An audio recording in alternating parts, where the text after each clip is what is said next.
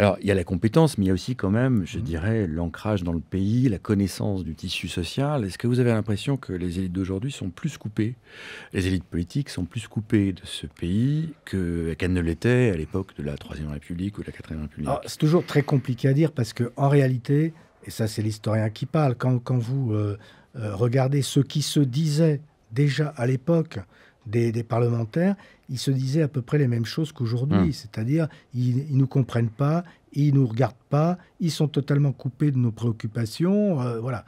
Alors, c'est vrai que ce qui peut donner aujourd'hui cette impression, c'est ce moment spécifique du recrutement de la vague macroniste de 2017, où on a vu arriver beaucoup d'hommes et de femmes qui n'avaient aucune expérience politique de terrain et qui, de ce fait, ont semblé un peu déconnectés. Pas forcément de la société dont ils étaient issus, puisque précisément leur qualité était d'être issus de la société civile, hum. des entreprises, du commerce, de l'industrie, etc.